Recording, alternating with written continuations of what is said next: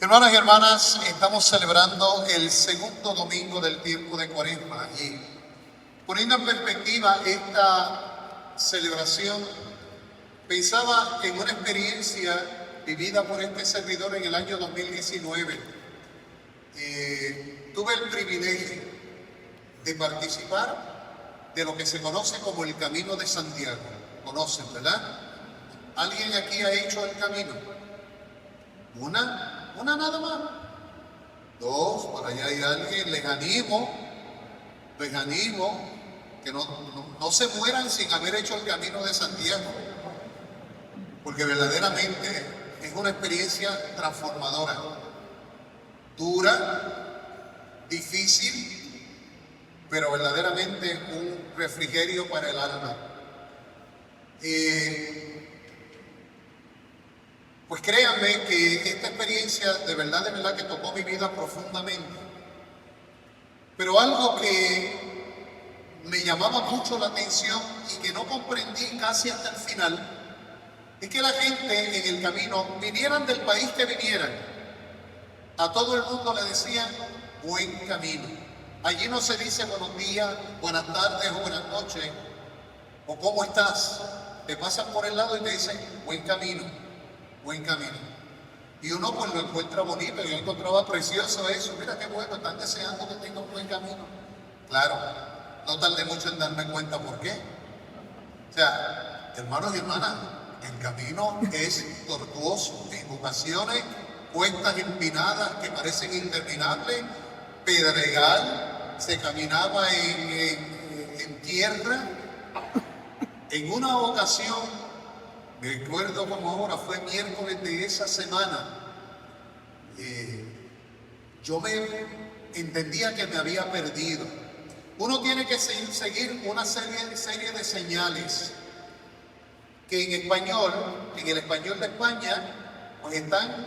Ustedes se acuerdan cuando antes en las carreteras ponían ese murito de cemento y decía kilómetro tal, hectómetro tal. Eso tiene un nombre feo. Bueno, feo para nosotros, para los españoles. Eso mismo. Mojones. Entonces, pues uno tenía que seguir esas cosas. Y era una flecha amarilla que iba marcando el camino. Pero uno tenía que tener en ocasiones sumo cuidado, porque uno podía distraerse y había veces que había que doblar, había veces que había que tomar distintas avenidas, y si uno no estaba pendiente a los dichosos mojones, se podía perder. ¿Qué sucede? Este miércoles yo voy distraído, hermanos y hermanas, uno de esos días donde uno va contemplando la naturaleza, una de las cualidades del camino es que te hace meterte dentro de ti, porque como no tienes nada más que hacer, caminar, uno ora, uno hace el rosario, uno va pensando, uno va repasando la vida. Pues yo sigo caminando y de momento me encuentro que detrás de mí no hay nadie, al frente de mí tampoco. Yo estoy solo en la mitad de un bosque. El terror que yo sentí, y lo dije, ¿qué demonio hago yo aquí, lejos de todo el mundo? ¿A quién voy a llamar? No tenía teléfono celular y allí dudo que hubiera señal. El terror me invadió al extremo de que dije, ¿y ahora qué hago? Miro, sigo, mil decisiones. Pero seguí caminando. Yo me encomendé a Dios, yo dije, esto me tiene que llevar a algún sitio. Gracias a Dios que como media hora después vi que salió un grupo, de ese mismo bosque salió un grupo. Parece que creo yo que estaban almorzando, podían haber estado haciendo otra cosa, porque en ese paraje se hace de todo. No hay baños públicos, así que ustedes imagínense. Pero yo creo que estaban almorzando y salieron al camino y siguieron caminando. Ahí fue cuando el alma me volvió al cuerpo. ¿Qué me motivó a seguir? Hermanos y hermanas, la meta. La meta en el camino es llegar hasta Santiago de Compostela. Porque allí le van a dar a uno lo que se llama la Compostela. Usted cumplió con el camino, usted recorrió el camino, usted llevó el pasaporte ponchado, entonces le dan la Compostela. No la tengo allí laminada en mi oficina. La meta fue lo que me movió a mí a que día tras día yo asumiera este camino. Y hermanos y hermanas, tortuoso, porque a mí fue uno de los que se me pelaron los talones. Yo sangré todos los días. Tenía que ponerme un emplante de gasas que me pegaba ahí con tape para poder poner el zapato para poder caminar. Los primeros 10 minutos insoportable el dolor, pero después o se acostumbraba a la pierna o no sé qué, pero yo no sentía el dolor hasta que llegaba y me tenía que quitar el zapato. Entonces ahí lo veía bañada la media y bañada la gasa de sangre. Así estuve 5 días y tardé un montón de tiempo en recuperarme. Pero vuelvo y repito, la meta era lo que me movía. ¿Por qué le hago esta historia? Porque yo creo que algo parecido es lo que hemos acabado de escuchar en el relato evangélico de hoy. Hoy celebramos la transfiguración del Señor. ¿Por qué la transfiguración? ¿Qué ha pasado para que el Señor se transfigure? 6 días antes, Cristo había anunciado por primera vez que subía a Jerusalén a morir. Antes de eso, Pedro había definido a Jesucristo como el Mesías de Dios.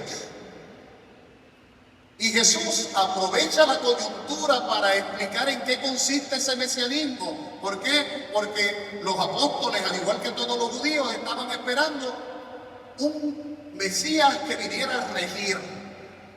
Un Mesías poderoso como los gobernadores de su tiempo, que devolviese la supremacía política al pueblo de Israel. Y Cristo le dice, ese no es el Mesías de Dios. El Mesías de Dios viene a sufrir. Yo voy a subir a Jerusalén. Y allí las autoridades religiosas, los sumos sacerdotes, los escribas, van a hacer escarnio conmigo. Me van a maltratar, me van a ultrajar, inclusive me van a dar muerte. Pero a los 3 días yo voy a resucitar. Ante el terror que esas palabras tienen que haber producido, los discípulos escuchan lo primero, no escucharon lo último. Escucharon todo lo que tiene que ver con sufrimiento, con dolor, con muerte. Y se atemorizaron, se desmoralizaron. Y Pedro se lleva aparte a Jesús y le dice, nosotros no te vamos a permitir subir a Jerusalén. Eso a ti no te puede pasar. Y Cristo tiene que recriminarlo. Apártate de mi vista, Satanás, porque tú piensas como los hombres y no como ellos. Tú piensas en poderes terrenos. Tú piensas en control y dominio. Pero Dios no piensa así. Hermanos y hermanas, recuerden que el domingo pasado celebramos las tentaciones de Jesús, que Jesús sufrió en el desierto, ¿verdad? Satanás se fue y luego vinieron los ángeles a servir al Señor, pero Satanás se fue para siempre. No, Satanás estuvo tentando a Cristo a lo largo de todo su ministerio público. Ahí tuvo una instancia de tentación. Pedro o Satanás a través de Pedro está siendo piedra de tropiezo para que Cristo se aparte. Apártate de mi vista, Satanás, le dice el Señor. Pues ante esa situación el Señor Jesucristo entonces se lleva a los discípulos, Pedro, Santiago, Juan, para que sean testigos de este acontecimiento. Y Cristo se transfigura. Hermanos y hermanas, esa es la meta. La cuaresma es el camino. Y en ese camino Vamos a encontrar pruebas, vamos a encontrar cruces, vamos a encontrar dolor y sufrimiento. Y el que persevere hasta el final, ese se salvará. Cristo les está mostrando, miren, si es cierto que estas situaciones son difíciles, seguir a Cristo no es necesariamente fácil. Recuerden que hace unas semanas atrás meditábamos las bienaventuranzas. ¿Y qué decía la última? Dichosos ustedes cuando los persigan, los calumnien, los critiquen de cualquier modo por mi causa. ¿Cuántos de nosotros en este momento, muchos de los que se quedaron, muchos de los que pasan por ahí, muchos de los que nos ven, no nos están criticando, no se están riendo de nosotros porque estamos en la iglesia, porque creemos en la vida del reino de los cielos? ¿Cuántos no se burlan y se mofan de eso? Pero ya el Señor nos lo había advertido. Por mi causa, dice Jesús, ustedes van a ser perseguidos. Pero inmediatamente nos dice, no tengan miedo, yo he vencido al mundo. Por eso en la segunda lectura de hoy hemos visto cómo Pablo le dice a Timoteo, querido hermano, toma parte en los padecimientos por el Evangelio. Padecimientos, ¿nos parece una contradicción? Pues sí, hermanos y hermanas, vivir el Evangelio importa. Sufrimiento, prueba, dolor, cruz. ¿Pero por qué? Porque al final vamos a alcanzar la meta. ¿Y cuál es la meta? No la transfiguración pasajera que el Señor Jesucristo le mostró a los apóstoles. Tú y yo hemos sido creados para vivir eternamente. La gloria de Dios es que el hombre viva y viva para siempre. A eso tenemos que aspirar cada uno de nosotros. Pero esa salvación la tenemos que trabajar. Entonces allí, en el monte, el Señor Jesucristo deja ver quién es Él en realidad. Fíjense que mucha gente dice, no, es que el milagro de la transfiguración no es un milagro. El milagro es que Cristo haya cogido nuestra carne y se haya revestido de ella, porque lo que Él está mostrando allí es su naturaleza, su esencia. Él es Dios. Y el Dios Padre lo va a ratificar cuando dice, este es mi Hijo. Déjenme decir exactamente lo que dice la palabra. Este es mi Hijo, el amado, en quien me complazco. Entonces, aparecen con Jesús Moisés y Elías. ¿Por qué Moisés y Elías? Pues hermanos y hermanas, porque toda la Escritura tiene su culmen en Jesús. La ley, representada por Moisés, las profecías que guiaron a todo el pueblo a lo largo de siglos, representadas por Elías, y Cristo en el medio. Todo converge, todo apunta a Jesús. Y tenemos la voz del Padre. Hermanos y hermanas, una vez más la Trinidad Santa se revela. El Padre habla, el Hijo se transfigura, el Espíritu Santo es esa nube que rodea todo aquel momento. Así como cuando Cristo se bautizó, que el Hijo entró a las aguas, el Padre habló, el Espíritu Santo se posó en forma de paloma, aquí vemos una teofanía idéntica. Y cuando Pedro ve eso, imagínense, Pedro muy pastoralmente, podemos decir, emocionado, ¡ay, qué bien se está aquí! Es como cuando vamos a un retiro. ¿Cuántos aquí han participado de retiros de 1, 2 días, 3 días? Cuando termine el retiro, ¿queremos volver para la casa? La mayoría decimos no. ¿Qué voy yo para allá a encontrarme con esa vieja gritona que tengo al lado mío? O esos hijos que no me respetan, ese marido bojachón. No, yo no quiero volver para allá. Y Pedro, que sabe lo que va a pasar si Cristo baja de la montaña, le dice muy hermosamente: Señor, qué bien estamos aquí, vamos a quedarnos acá arriba, yo voy a hacer 3 tiendas, una para ti, otra para Moisés, otra para Elías. Pedro lo que le está diciendo: no baje, otra tentación más, allá abajo te van a matar, quédate acá arriba no te va a pasar nada malo. Y es cuando el Padre habla, porque el Padre entonces ratifica no solamente al Hijo, ratifica la misión y nos da un mandato. Este es mi Hijo, el amado, en quien me complazco. Inmediatamente dice: escúchenle. Algo que tenemos que ejercitar. Escuchen al Señor. Escuchemos a Jesús. ¿Cuántos escuchamos la voz de Dios?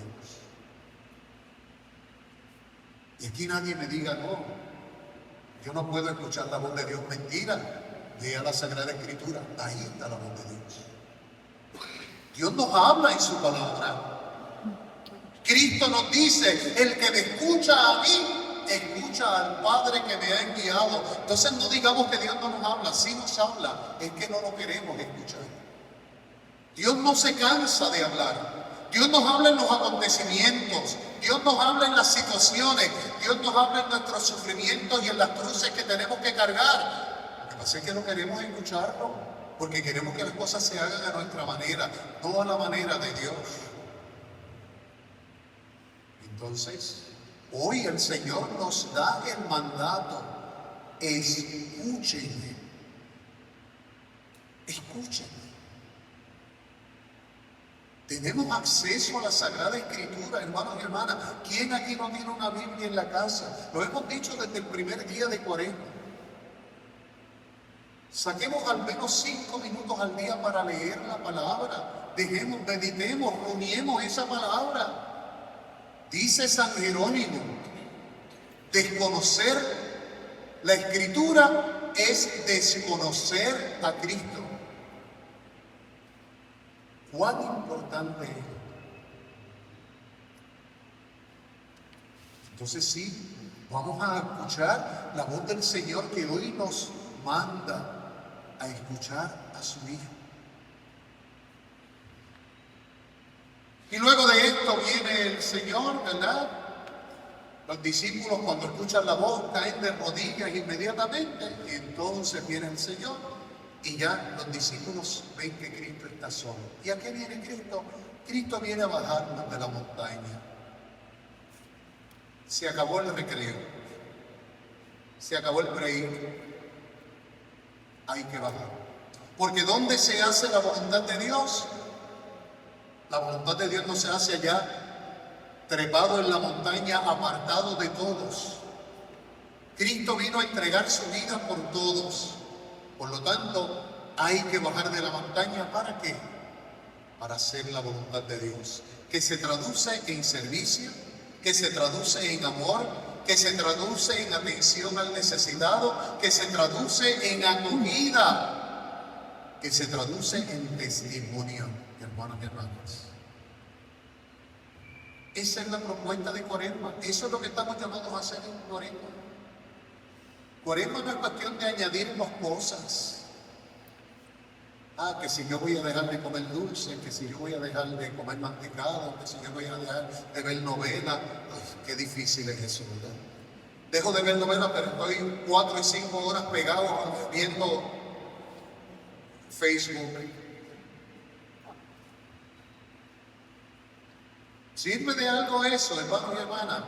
Yo les he hecho la historia de este compañero, una persona que fue ministro de la comunión en una de las parroquias donde yo estuve. Dejó de comer arroz el miércoles de ceniza, pero el sábado de gloria prepara un caldero de arroz y se lo come en una sentada. ¿Ustedes se creen que hizo algo bueno con su vida? me privé del arroz durante 40 días. Buena cosa, si te privaste durante 40 días, te puedes privar el resto de tu vida. Eso es lo que no entendemos. Eso es lo que no aceptamos. La propuesta que se nos hace son propuestas para que cambiemos radicalmente. Y si lo podemos hacer durante este tiempo, lo podemos hacer el resto de nuestra existencia. ¿Por qué insisto en esto, hermanos y hermanas, y con esto concluyo? Porque la salvación nos corresponde a nosotros. Dios ha hecho todo lo que tenía que hacer. Dios nos creó, Dios nos ha sustentado, Dios nos envió a su Hijo se entregó por nosotros, su Hijo nos perdonó en la cruz. Su Hijo resucitó para que nosotros tengamos vida, su Hijo ascendió a los cielos para decirnos, este no es el final está allá arriba. Bueno, allá arriba o donde esté, que nosotros cuando hablamos del cielo y tengamos a mirar, pues el cielo no es un lugar, el cielo es una manera, es un estado, es una forma de vivir. ¿Qué más puede hacer Dios para que nosotros alcancemos la salvación? Ahora Él pone la bola en nuestra cancha. Ya yo les dije el camino, ya ustedes saben lo que tienen que hacer, ahora les corresponde a ustedes hacerlo. Y esa es la pregunta que nos tenemos que hacer. ¿Estamos esforzándonos para alcanzar el reino de los cielos? Nos estamos esforzando, porque el reino de los cielos es real. En estos días, dije que iba a concluir, pero con esto sí concluyo. En estos días tuve la oportunidad de ver un documental de Eric Dane. No sé si alguno de ustedes ha visto el documental. Este joven actor que murió a 50 y tantos años de una condición del corazón. Y hay un documental, hasta le voy a dar donde lo pueden ver en Netflix. Es un testamento, unos días antes de morir, es una cosa espeluznante, porque él sabía que se estaba muriendo. Y hace un documental hermoso, hablándole a sus hijos, hablando de su vida, de las oportunidades que tuvo, etcétera, etcétera. Pero hubo una cosa que a mí me defraudó, y es cuando él dice, yo no creo en la vida eterna, yo no creo que después de esto hay otra cosa. Nosotros vivimos y el día que se apagaran las luces y ya esto se acabó. Y eso da tristeza. Porque si nosotros pensamos así, hermanos y hermanas, ¿qué hacemos aquí? No tiene sentido que estemos aquí si no creemos en la vida eterna. Y yo les garantizo que nos vamos a llevar la sorpresa del siglo el día en que nosotros cerremos los ojos a este mundo. Porque la vida eterna es más real que esta que nosotros conocemos. Mucho más real. Por eso es que tenemos que prepararnos para ello. Ya hoy el Señor nos ha mostrado un atisbo, la transfiguración. Esto es lo que hay. Cristo eventualmente va a morir y va a resucitar, diciéndonos la muerte no es la última palabra en la vida del hombre. Va a ascender a los cielos y se va para prepararnos una morada conforme a lo que dice el Evangelio de Juan. Todo eso lo sabemos, hermanos y hermanas. La pregunta, ¿qué estamos haciendo para alcanzar eso de lo que ya tenemos conocimiento? Así es que estamos en camino, mantengámonos en camino. Y ahora soy yo el que les dice a todos ustedes, buen camino. Que así sea.